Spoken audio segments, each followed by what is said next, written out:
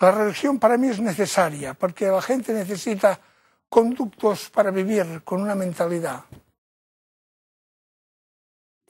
Para mí la espiritualidad es la búsqueda de la paz con uno mismo. Esto también quiere decir que estás en paz con los demás. Para mí Dios es el gran arquitecto del universo. Para mí la religión es para algunos el opio del pueblo, que le llamaban, y para mí realmente un motivo de seguir para adelante y de compartir con mi entorno.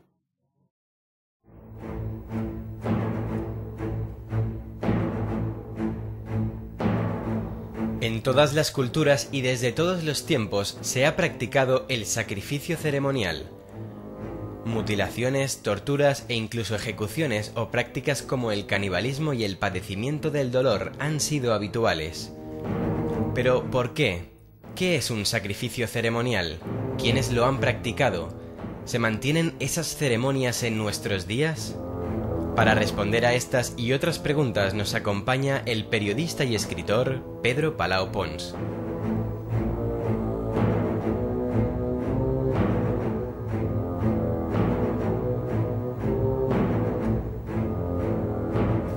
Bien, pues de la muerte y del sacrificio ceremonial vamos a hablar esta noche con Pedro Palau Pons, uno de los mejores asesores que uno puede tener en televisión, y más cuando habla de estos temas, que hablan de cosas difíciles a veces de entender en este siglo XXI. Muy bien, pues Pedro Palau Pons, muy buenas noches. ¿Qué tal? Buenas noches. Bienvenido, Gracias. Pedro. Hablemos de esa muerte relacionada con el sacrificio en sí, ¿no? ¿Qué entendemos como sacrificio ceremonial? Todo aquello que signifique sufrir, mental o físicamente, por el hecho de seguir unos preceptos que pueden ser sociales, políticos o religiosos, pero siempre por fe. Es decir, viene a ser algo así como una autotortura, a veces impuesta, a veces no. ¿Psicológica o física? Las dos cosas. Es decir, hay sociedades secretas que, por ejemplo, lo que hacen es atacar físicamente al adepto, al iniciado o a la persona que van a iniciar, y otras que lo que hacen es simplemente torturarle psicológicamente, ¿no? No tipo Guantánamo, sino tortura en el sentido de machacar a esa persona, cuestionarle una y mil veces los motivos, por ejemplo, por los cuales está allí, negar su presencia, omitirle. Es decir, hay muchas formas de sacrificio. La mental quizás la más retorcida, ¿no? Porque la física, en definitiva, es la más dolorosa también, pero claro, una vez ha pasado el dolor, la mente... Hablas del sacrificio ceremonial como prueba de... para superar obstáculos, para entrar dentro de esa logia, de esa orden, de esa corriente hermética, de ese ritual o tribu, ¿no? O cultura, pero no hablas del sacrificio ceremonial como muerte, ¿no? Hablas del iniciado como aquel que tiene que superar ciertas esferas para poder conseguir llegar a ser alguien dentro de la tribu, ¿no? Sí, pero también tenemos la otra sacrificio ceremonial, ¿no? El de donde la persona acaba muriendo. Claro, no, es que hay los dos apartados. Es decir, cualquier sacrificio ritual tiene que ver con la relación que tú tienes con tu tribu o con el lugar que vives. He comentado, quizá anticipándome, el tema de sociedades secretas, pero es que desde la prehistoria ha existido el sacrificio ceremonial. Es decir, la persona que alcanzaba la pubertad, sobre todo el chico o la chica alcanzaban la pubertad y que era sometido a un ritual iniciático de paso, ¿no?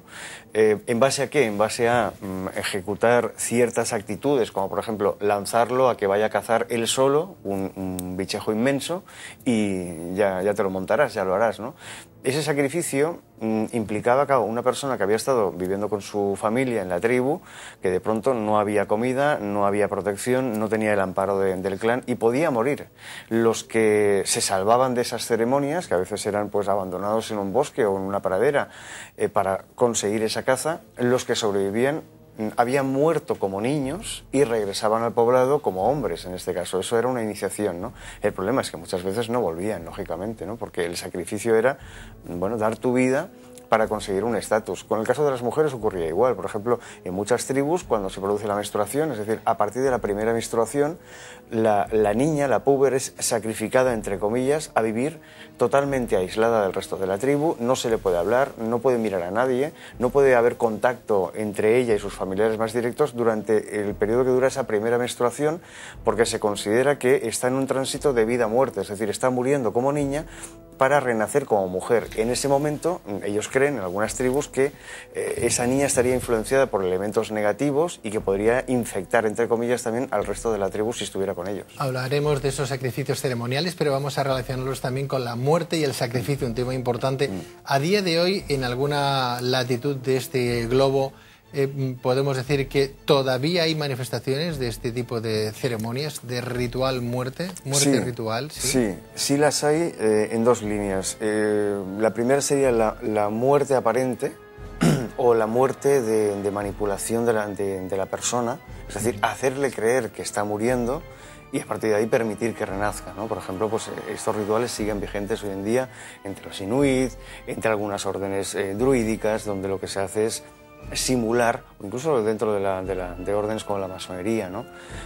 Simular la muerte, perdón, pero simular la muerte como persona profana. Es decir, volvemos a lo de antes del rito de paso. Cuando vas a coger un grado de druidismo, por ejemplo, o entre los Godard también, tú vas a morir como pequeño iniciado para convertirte en un gran iniciado, ¿no? Eso significa, a lo mejor, someterte a un entierro, colgarte boca abajo, hacer un ritual de falso ahorcamiento, donde, hombre, es falso ahorcamiento, pero la soga te la ponen. Es decir, el dolor de voy a morir te lo ponen, ¿no? Por ejemplo, rituales donde la persona es introducida en el agua como si se la fuera a ahogar y llega un momento que la persona tiene la sensación de que se está ahogando. El problema es que muchas veces no se sabe, claro, esos rituales son secretos, por lo tanto la persona que ya ha pasado por ellos no puede contarlo. No puede contarlo porque si lo hiciera podía perder la vida, ¿no? Entonces, claro, la persona que se va a iniciar de nuevo no sabe lo que va a ocurrir. No sabe si realmente va a morir y por arte de magia va a renacer o hasta qué punto va a aguantar ese suplicio, ¿no? Eso se hace. Y luego tendríamos la muerte de mutilación, es decir, aquellas sociedades secretas o aquellas tribus que hoy día practican desde la escarificación hasta la amputación parcial o total de una parte del cuerpo de la persona que ha sometido ese rito de paso. ¿Estás hablando de la ablación, por ejemplo? La ablación sería uno de ellos. Por ejemplo, en Australia todavía hoy algunos aborígenes practican la escarificación, se sumergen también. En otras tribus hay se sumergen con cocodrilos. Se sumergen con cocodrilos. Claro, dices, bueno, ¿y qué va a pasar ahí? Bueno, salen vivos, pero ¿y si no salgo? Es decir, una muerte aparente sería el convertir a través de las religiones animistas, por ejemplo, en el tema del vudú, ¿no? Convertir a una persona en zombie a través del Ungan. Sí, pero sería otro caso. Es decir, cuando el Ungan le da el polvo de la muerte a la persona que está viva y la convierte en zombie, la deja ahí totalmente rígida, lo que se hace es anestesiar para que luego vuelva como esclavo, ¿no? O como persona a su servicio. En ese caso no es una muerte, digamos, iniciática, sino que es un sacrificio con toda la regla, pero no porque quieras conseguir algo, ¿no? Y creo que ese punto es importante, es decir, entre los Dug, por ejemplo, los asesinos de la soga, lo que hacían era sacrificar a aquellas víctimas que ellos pensaban que eran impuras en honor a la diosa Kali. La diosa Kali les pedía sangre y ellos lo que hacían, tenían un martillo y una soga, y con ese martillo le abrían la cabeza a la víctima y luego la ahorcaban, ¿no? O al revés, primero la ahorcaban y luego le daban con el martillo el golpe de gracia. Eso eran sacrificios ceremoniales rituales en honor de un dios. E incluso les cortaban la cabeza. Sí, también, pero quiero decir, eran en honor de, ¿vale? La persona que moría no lo hacía para pertenecer a, sino que era una víctima. Pero hay otras sociedades o otros grupos que lo que hacen es realizar sacrificios para evolucionar. Es decir, por ejemplo, hay unas sociedades secretas que practican el canibalismo en la actualidad. ¿Cómo se consigue la evolución? Comiendo una porción de la carne de tu inmediato superior. Es decir, ahí hay un sacrificio ritual del superior hacia el inferior, ¿no? Quiero decir, debemos distinguir entre matar en honor a un dios o asumir que me pueden matar para conseguir ser más dentro de una tradición religiosa. En cualquier caso, esas ceremonias de sacrificio y muerte, desde luego, no se acaban de entender en este siglo XXI. Deberíamos entonces retrotraernos e ir a historias que hablan no solamente en el medievo, sino incluso mucho antes, la edad del bronce. A lo mejor podríamos irnos y quedarnos allí 1500 años antes del nacimiento de Cristo para poder a lo mejor entender, que todavía entiendo yo que no acabaríamos de entenderlo todavía, ese tipo de ceremonias, ¿no? Me viene a la cabeza que en este siglo XXI, no muy distantes de esta Europa nuestra o de esta América, ¿no? Porque desde ahí también nos están viendo, pues podemos ver cómo se está lapidando, por ejemplo, a adúlteras, ¿no? Por ejemplo, o simplemente porque se han separado del marido, se han separado, han vuelto de nuevo a su tierra. Hablo de ese proceso islámico, ¿no? Que a veces no acabamos de comprenderlo, ¿no? Y la piden a la chica, ¿no? A pedradas muere, ¿no? No se acaba de entender como también en esos países islámicos, en algunos países islámicos, por el mero hecho de ser lesbiana o bien gay o bien homosexual, a una persona pueden llegar a empalar. Y empalar significa, pues, un hierro, lo fuerzan, le atraviesan a través del recto y hasta arriba la boca o por donde salga y lo ponen de pie, como Black Tepes podría llegar a empalar en su tiempo, pues, a los otomanos o a los turcos que querían invadir sus tierras, ¿no? Con lo cual uno no acaba de entender todavía esa ceremonia, Pedro. ¿Somos seres humanos? ¿Somos seres racionales? Y a veces dudo mucho qué especie somos, ¿no? Hombre, yo creo que somos animales que han tenido la desgracia, entre comillas, y con todo el respeto y cariño para quien tiene fe, de generar dioses a su imagen y semejanza. Es decir, el gran problema que hemos tenido o que tenemos como especie humana es no la creencia en un ser superior, yo ahí no entro, cada uno de crear lo que quiera, sino la interpretación de esa creencia, ¿no? La sharia que tú decías ahora, la ley islámica, no dice que apedrees a la gente, ¿no? Pero hay formas de aplicación. En la Edad Media, y recordemos que hay muchos países que lamentablemente todavía viven en la Edad Media, en la Edad Media el cristianismo también hacía lo mismo con las brujas. Es decir, lo que hacía era pasar las pruebas del agua, por ejemplo, que consistía en atiborrar a una persona de agua y no te preocupes que si no has pecado, Dios ya te salvará.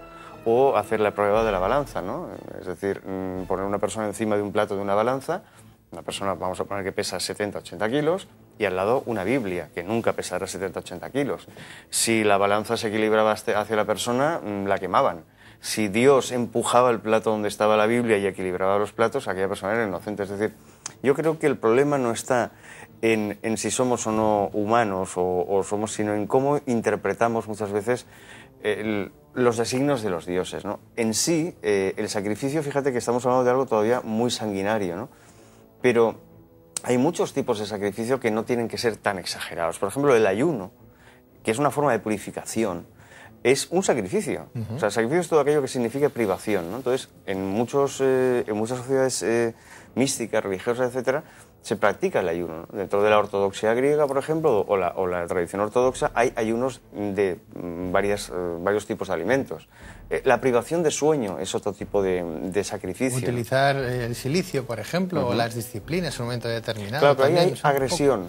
Sí. Es decir, en el caso del silicio hay agresión. Autoflagelación, ¿no? Claro, hay una autoagresión, ¿no? Por ejemplo, en la Edad Media, cuando un caballero tenía que pasar la noche en blanco, la famosa frase de pasar la noche en blanco, lo que hacía era un sacrificio de privación de sueño. Es decir, tenía que velar, vigilar las armas, la armadura, y luego al día siguiente, después de ese sacrificio, sería nombrado caballero. Es decir, el sacrificio no siempre es dolor. En cualquier caso, Pedro, hablamos de esas iniciaciones, esos sacrificios versus a veces muerte o no, ¿no?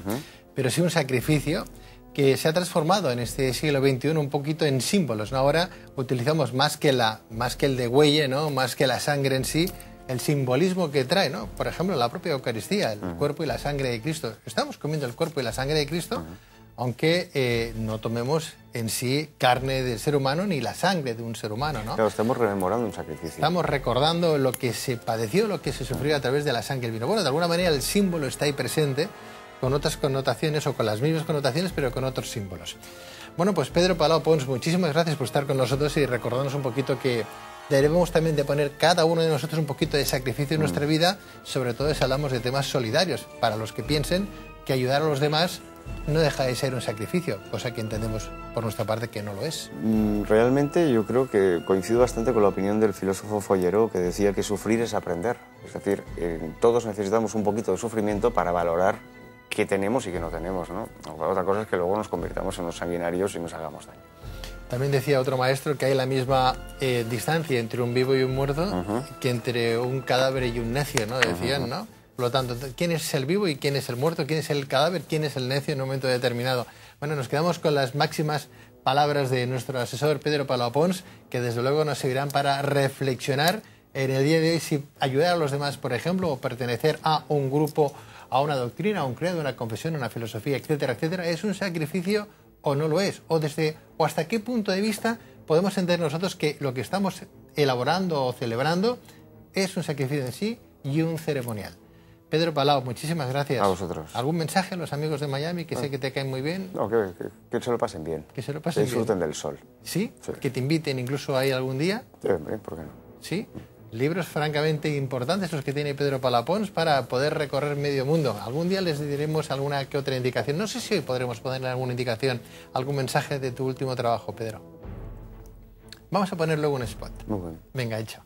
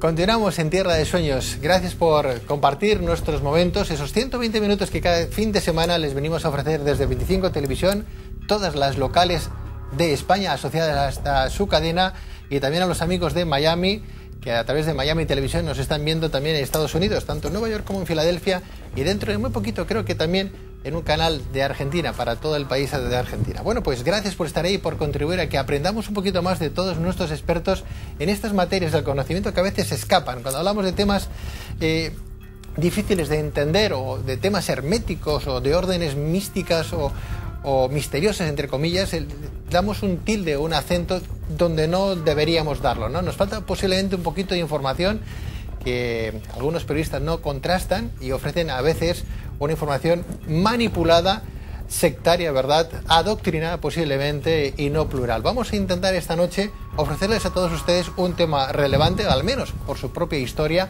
en ese proceso que venimos hoy todos sufriendo, padeciendo o bien simplemente viviendo, pero que nos hace grandes por naturaleza cuando conocemos un poquito más de qué estamos hablando. Les hablo de masonería. Y vamos a conocer postulados, en qué consiste la masonería, quién se hace masón, cuál es la filosofía de vida, etcétera, etcétera. Y lo vamos a hacer con dos grandes autores en la materia. Paso a exponerles a nuestros invitados, a nuestros tertulianos de esta noche, a don José María Albuy. Él es gran maestro provincial de la Gran Logia de España en Cataluña. Don José María, muy buenas noches. Buenas noches. Bienvenido. Gracias por la oportunidad que nos ofrecen. Todo un placer tenerle con nosotros esta noche en Tierra de Sueños. Y a don Miguel Córdoba, historiador, además también un referente sobre temas herméticos, ¿verdad?, que conoce perfectamente como historiador, como un ilustre conocedor al respecto sobre el tema que esta noche vamos a abordar. Don Miguel Córdoba, muy buenas noches. Muy buenas noches y gracias por la invitación. Un placer que estéis con nosotros. ¿Os puedo tutear a los dos? Por Dios. Sí. Porque ser gran maestro de la Gran Logia de España, en concreto en Cataluña, ¿qué significa? José María, cuéntame. Ser gran maestro, bueno, primero es un cargo electo, o sea, no, elegido a dedo. Me refiero que no es un cargo democrático, es el gran maestro de la Gran Logia de España el que designa a sus maestros provinciales de las seis provincias de la masonería regular que hay actualmente en España. Significa, pues, ocuparse de los temas desde los administrativos a los temas iniciáticos o masónicos de los hermanos que componen la Gran Logia Provincial de Cataluña, que abarca todo lo que es Cataluña y Aragón. ¿Eso significaría ser como un director general, traduciéndolo a título empresarial, o el líder político en un movimiento político? Más bien como un gobernador civil de los antiguos. ¿Un gobernador civil? Sí. Extintos casi, gobernadores civiles. Sí, extintos, pero bueno, claro, hemos sido nombrados a dedo, ¿no? O sea que entonces... ¿Durante cuántos años o décadas? Normalmente vamos a ver, el que más ha estado 5 años, predecesor mío. Yo llevo 4, uno llevo 3 y medio y voy a estar 4 y algo, normalmente es eso. Pero hay casos de 2 años, hay casos de 1 año, de todo tipo, siempre al capricho de la voluntad del muy respetable gran maestro de la Logia de España, que este hermano sí que es elegido entre todos los hermanos. Entiendo yo que hay una cabeza más que visible, superior a todas las cabezas, a todos los grandes maestros, ¿no? Exacto. Y esa cabeza tiene un nombre, no digo nombre y apellidos, ¿no? Muy respetable gran maestro de la Logia de España. ¿Y se llega con la misma forma, con la misma condición que se llega a ser gran maestre provincial, por ejemplo? No, como he dicho, el muy respetable gran maestro de la Logia de España es un cargo electo. En cambio, los provinciales somos elegidos por el gran maestro. Está la diferencia que hay. ¿Pero lo eligen este gran maestro los elegidos de cada comunidad, los provinciales, o lo eligen toda la masonería que hay? Lo eligen, hay una pequeña criba, podríamos decir, y lo eligen los maestros que han dirigido una logia. O sea, que es lo que llamamos venerables maestros. Los que saben verdaderamente lo que es la masonería, y no el aprendiz ni el maestro en sí. Bueno, saber esto, yo no me aventuraría a decir que unos saben más que otros. Si algo aprendemos en masonería es que hemos de ser muy prudentes a la hora de juzgar, ¿no? José María, yo no sé si la masonería la han tildado bien o mal en esta época, en otras épocas a lo mejor sí o a lo mejor no, pero a día de hoy la masonería está bien entendida por las gentes, gente de la calle. No, mal. El tabú sigue vigente, se va mejorando, pero la situación o la opinión que se tiene de la masonería aquí en España es totalmente o es mucho más negativa de lo que es, por ejemplo, en países como ser Francia o el resto de Europa, prácticamente en todo el resto de Europa, incluido Portugal. ¿Sí? Sí, aquí en España esto cala en el subconsciente, y la persecución que se sufrió en los tiempos en los 40 años de dictadura y también durante la guerra y también un poco antes, pues esto ha calado muy fuerte. O sea, hemos tenido persecución política y también religiosa. O sea, la Iglesia Católica siempre, o no siempre, o durante muchas épocas ha tenido un concepto de la masonería erróneo. En eso no solamente la Iglesia Católica es responsable, la masonería en ciertos momentos, por su forma de actuar, pues también lo ha sido. Y esto ha calado en el subconsciente de la sociedad, pienso yo, porque cuando hablas de masonería, la mayoría de la gente, sin tener mucha información, lo primero recela. Bueno, ¿esto qué es? Y después, claro, siempre salen los tópicos. ¿Y quién ha tenido... Que el secreto... Ahí iba yo, don José María. José María, ¿quién ha tenido mayor culpa, el propio masón o los medios de comunicación? Porque, claro, se ha tildado a la masonería como... Yo no sé si porque ha sido muy hermética y le ha faltado abrirse un poquito más, a pesar de los ágapes, de las puertas abiertas y demás.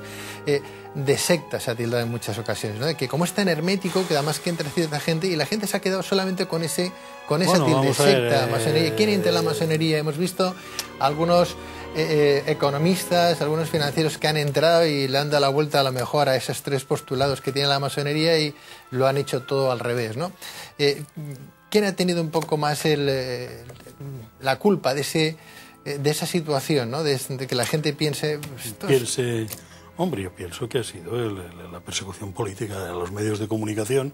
En su momento, evidentemente, estaban al servicio de la dictadura que ha habido después del 39, y naturalmente pues hacían lo que les dictaba el poder político y no podían decir otra cosa además, ¿no? Entonces los responsables de la situación económica y política que motivó la rebeldía del ejército, pues era naturalmente en el último discurso del general Francisco Franco, aún nombró a la confabulación judeo-masónica. ¿Ustedes van contra los masones? ¿Han ido alguna vez contra los masones? ¿Han ido alguna vez contra los judíos? ¿Han ido ustedes alguna vez contra la Iglesia Católica? Vamos a ver, directamente, o sea, como institución no.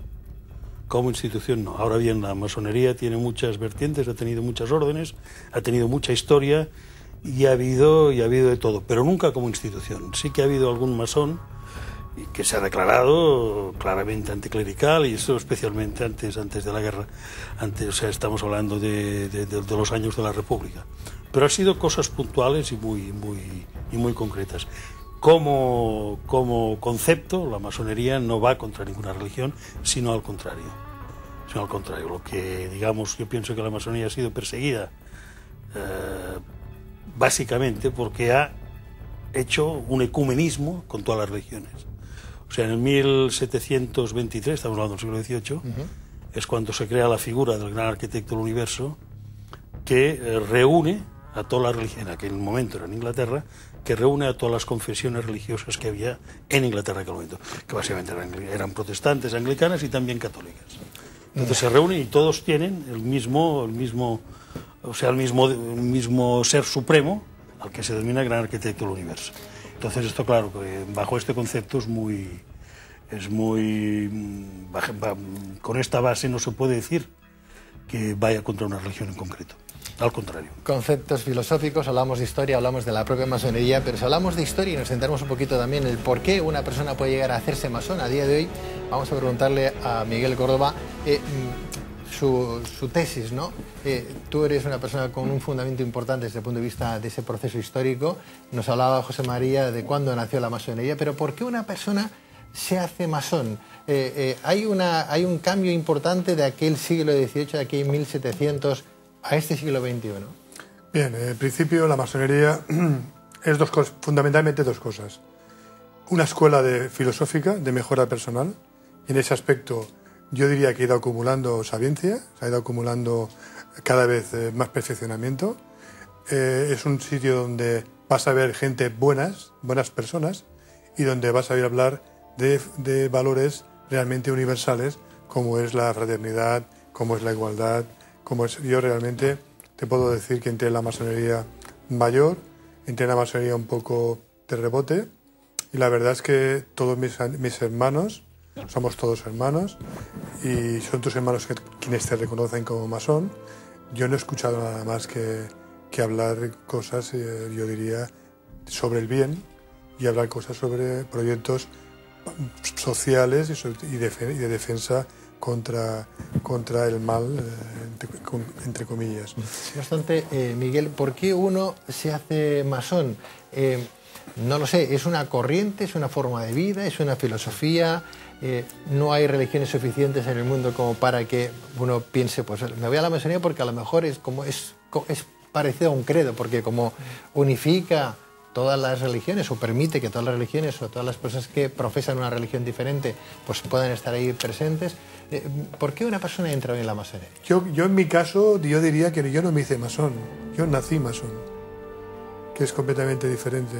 Yo cuando entré en la masonería me encontré en un entorno en el cual, súper comodísimo, un entorno que en la mayoría de las cosas, 80-90% de las cosas que yo estaba aprendiendo, yo estaba viendo allí, parece que me habían hecho a mi medida. Es como yo pienso de cómo debe ser la sociedad, cómo debe ser el mundo. Y entonces realmente me hice masón de manera absolutamente natural, porque es que yo siempre había sido masón, aunque no lo supiera. ¿Pero tus padres eran masones? No, para nada. ¿Eran católicos, eran protestantes? No tuvieron nunca ningún contacto con la masonería, para nada, nada. No, simplemente es un tema de visión, de visión del mundo. Hay que ser un poco romántico para ser masón, hay que ser idealista para ser masón, hay que ser honrado y hay que preocuparse por los demás. Pero mucha gente que es así no son masones. Efectivamente, porque no conocen la masonería. Si no entrarían. Yo creo que una parte importante entraría. Y ese es uno de los proyectos. ¿Y qué le daría la masonería? Si la persona ya es así, ¿qué le da la masonería entonces? Método, sistema, contactos. Y bueno, toda nuestra historia es interesantísima, nuestros rituales. Hablas de contactos para superación profesional, o sea, la gente se acerca a la masonería buscando tener un mejor cargo. La gente se acerca a la masonería buscando hermanos, gente que piensen como ellos. Lo que pasa siempre, como en todas las cosas de la vida, hay afinidades y hay no afinidades, pero en general, digamos que los masones, por lo menos en mi logia, somos más que hermanos. Estamos conociendo esta forma fraternal de hermandad que hay en una sociedad hermética, pero abierta, porque también abren puertas para que la gente conozca un poquito más de cerca de qué estamos hablando en la masonería, tanto la regular como la irregular, porque hay los dos vertientes, pero ¿sabemos si hay mujeres dentro de la masonería o solamente es para caballeros? Ese credo de que la mujer a lo mejor puede estar aparte viene de ese proceso histórico que antes comentaba Miguel o José María. Lo vamos a hablar inmediatamente después de esos pequeños minutos de publicidad que enseguida les brindamos y que volvemos rápidamente.